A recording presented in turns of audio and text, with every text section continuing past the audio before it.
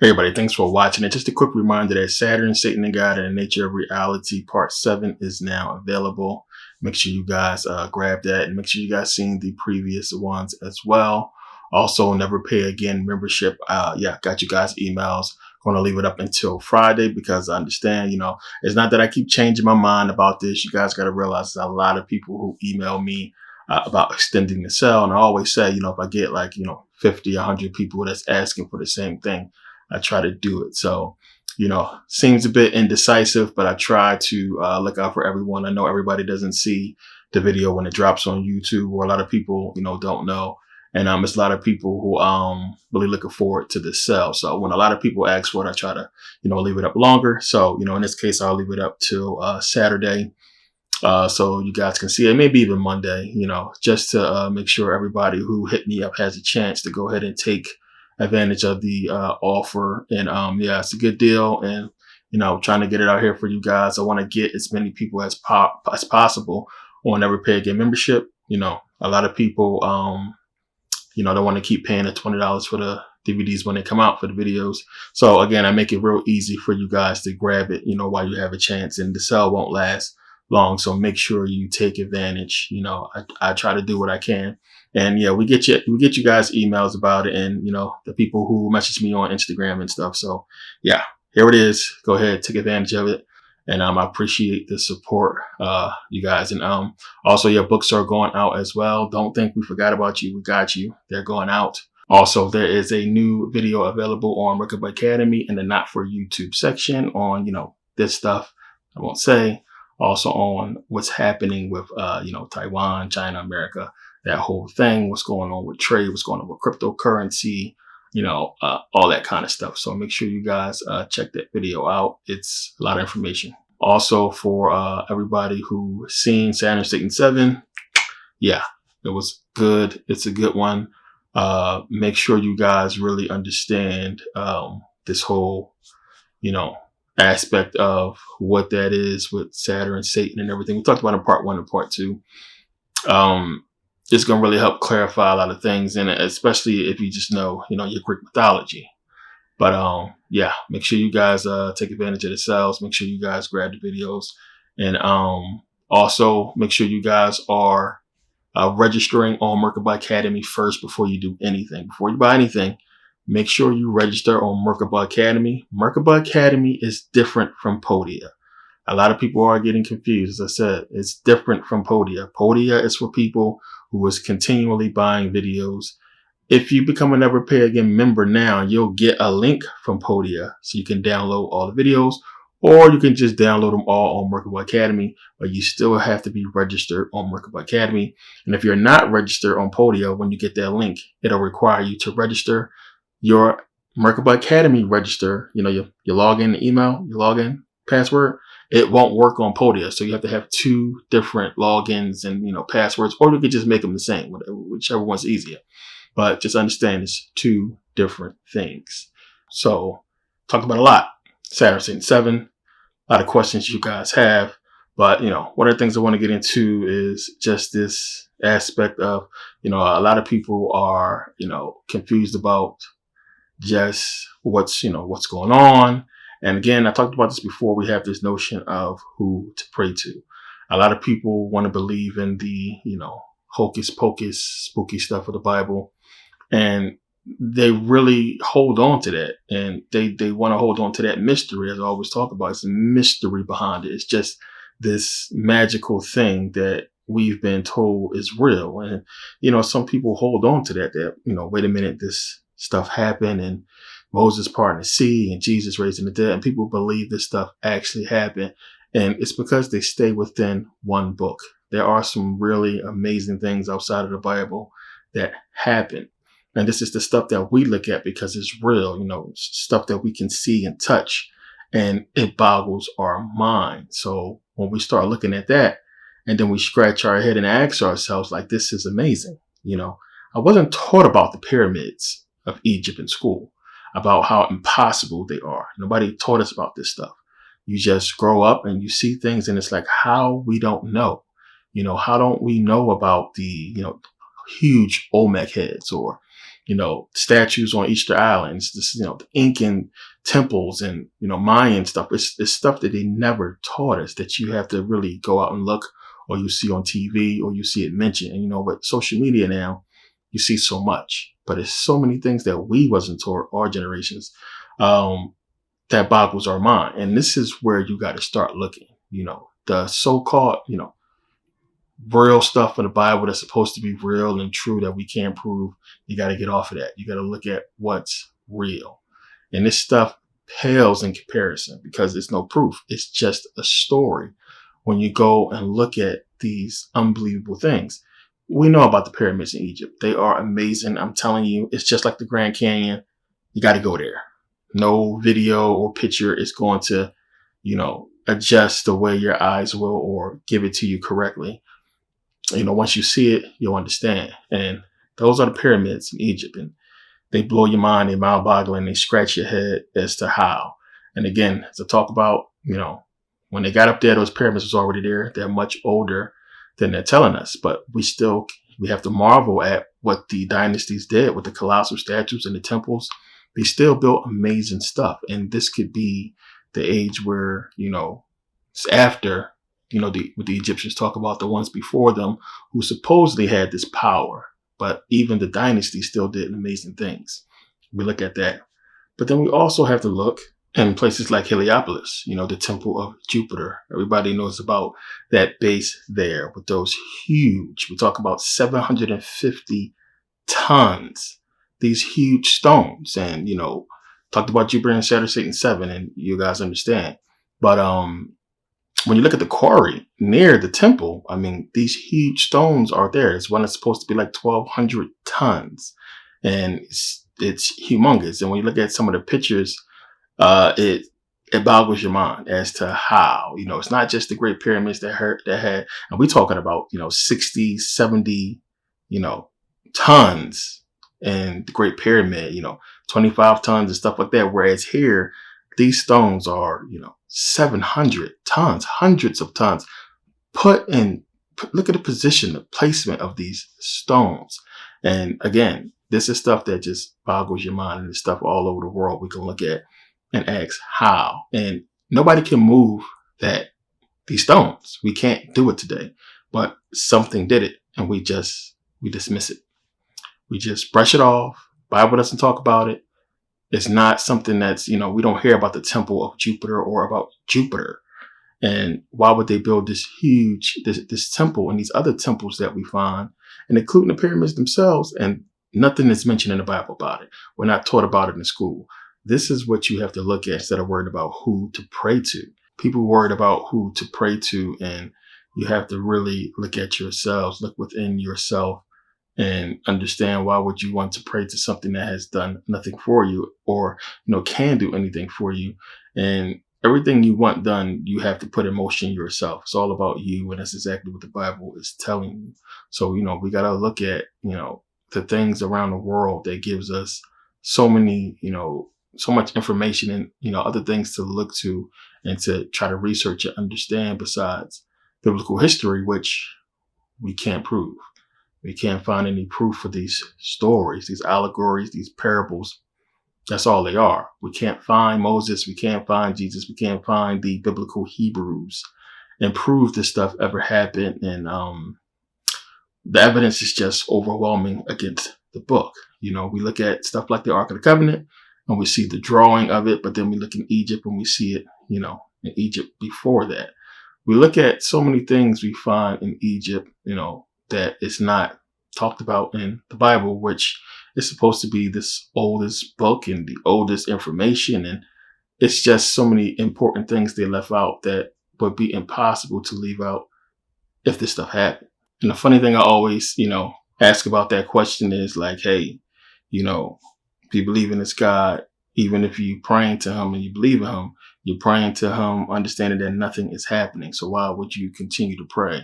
And it just all goes against what is taught to us about the Bible, how it's supposed to work. And we all know it doesn't work that way. So reality is, you want something done, you got to do it on your own. You got to put your own time and work in it. And we got to stop looking outside of ourselves to find something, to help us through this life. You can put your trust in people. A lot of times that work. A lot of times it don't, but you know what you have to do. You got to put your trust in yourself and your faith in yourself, your devotion to yourself, and do what you got to do, for yourself. But the research is important. Understanding that information is important because it gives you greater insight to who you are, how you work, how the consciousness works. And that's what the Bible points you to, this information. And this is what we try to convey to a lot of you Christians, religious people, that's what's deep inside the book. I mean, you got to look around at a lot of the symbolism and ask yourself, what is this stuff? Besides always saying Satan, Satan, Satan, because the Satan part of it just doesn't make sense. It doesn't fit. So it has to be something else. So what is that? And you got to look at it and dig. People see, just Saturn and say it's Satan, just all the Saturn and symbolism. What is that? People see, the hand gestures and everything, and Illuminati and so-called, secret societies or what have you, and don't understand what this stuff is about. And you got to think about it, that if these people exist and, talk about serious people who have power, what are they keeping from us? What are they hiding from us? They have the Quran, the Torah, the Bible, and every Masonic lodge on the altar. So obviously, we're supposed to choose one religion and have them all.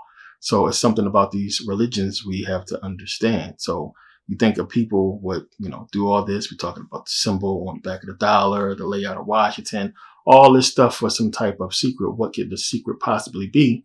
And why is it in these books? So you got to look at stuff like this that's outside of biblical religion. Understanding again that King James was a Freemason. Understanding that the Bible is so esoteric, and stories can't be, can't be corroborated. It can't be backed up. It can't be backed up by history or anything else. So, you just got your faith. And for some people, that's enough. But for us, we got to look outside the box. So yeah, we always get into this debate about, point, purpose.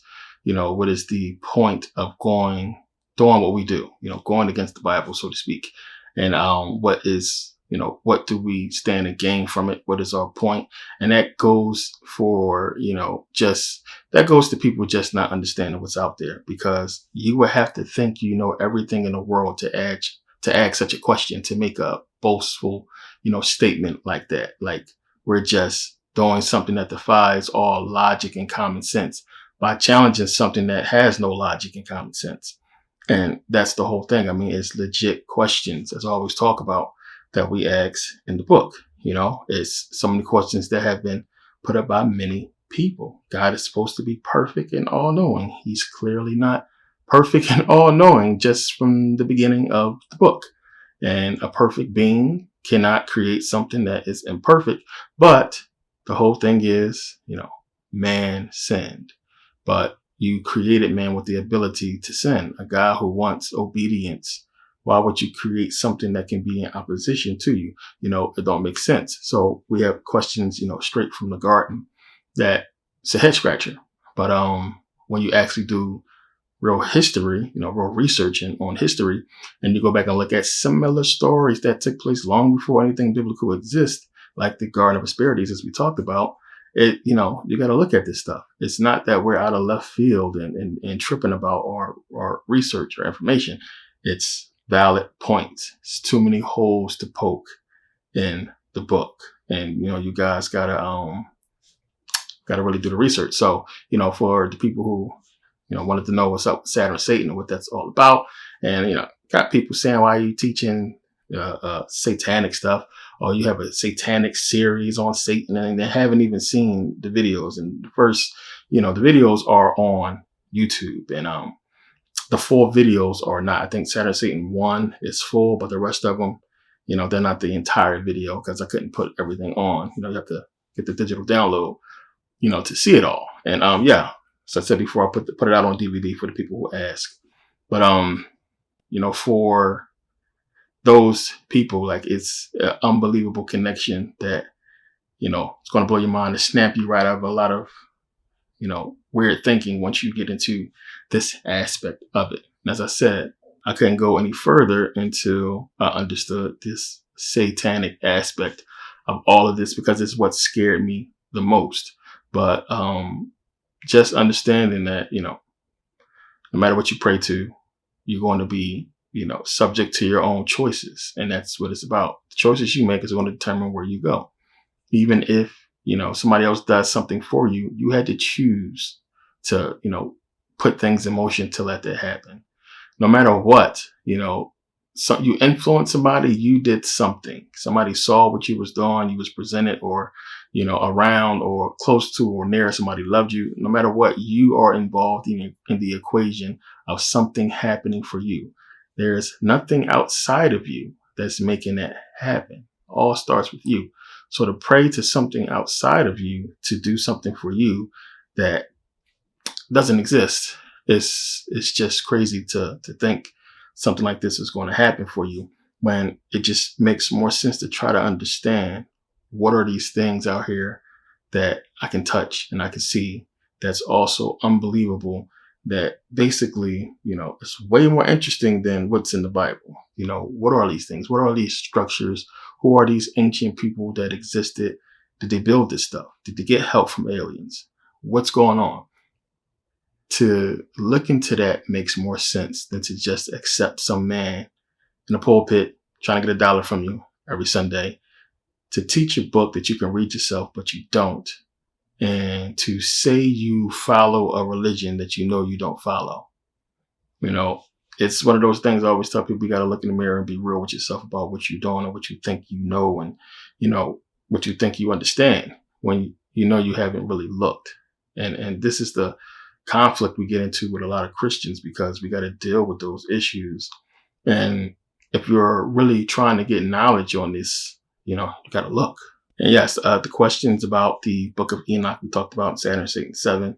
Again, you guys got to understand, the Gnostic text had them as a part of the Gnostic Bible. When you go back, the Nag Hammadi manuscripts, you have the whole book of Enoch. And again, so unless you have those, we don't have the originals of that as well. I put out the whole story, what happened with that whole thing. James Bruce gave us the book of Enoch. He was a Mason of the Cannon Gate Kill-Winning Lodge. And he spoke Ge'ez, and he went to Ethiopia. And up until this point, nobody could find a copy of the book of Enoch. He goes there, and, we talk about the decades, nobody can't get their hands on it. He goes there and, he finds not one, not two, but I believe it was 3 copies. He never does a translation of the books. He spoke Ge'ez before he went there, and he's there about 6 years and finds what nobody can find in hundreds of years. So, the whole story is suspect, but, you got to look at that. The Ethiopian Bible, again, Abba Garaim, I talked about this.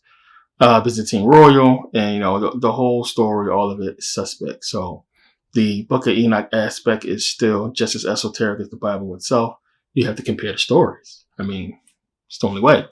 Compare the stories and talk about Noah's Ark, and you just compare it to the biblical Noah's Ark. And, you can just go back and look at the Epic of Gilgamesh and all the flood stories, and you start doing your research and comparing, and you're going to come out with exactly what I talked about in the video as to what this is pertaining to and how it came about.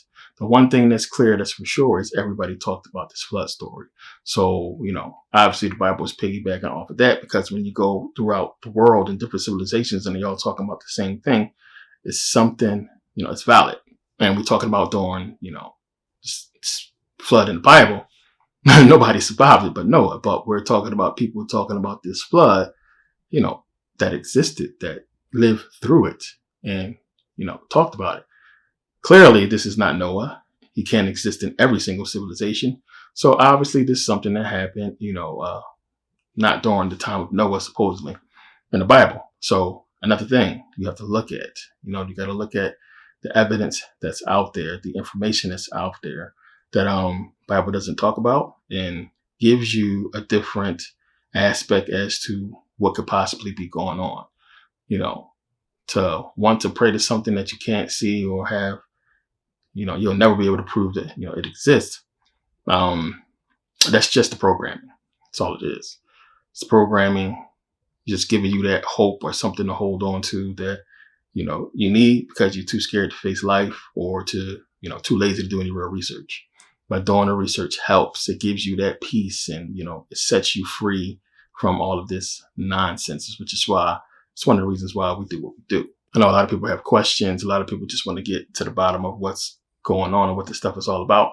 And it's deep, but the research, the information on all this is just much better to do than just simply believe in what we've been taught over the years about biblical religion. So it's one of the things that I just want people to know.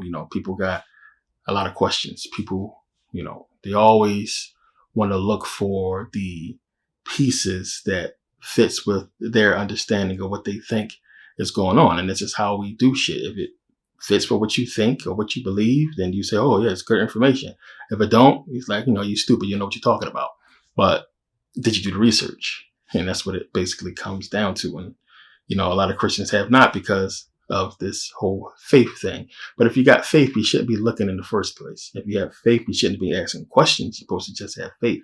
And that's another thing you got to think about. So many aspects of religion that you have to accept, and you have to accept them all. And questions is just not one of those things. Even though the Bible tells you to seek knowledge, if you got faith, that question has always been put out there. If God's supposed to be protecting you, then who can stop him? What is he scared of?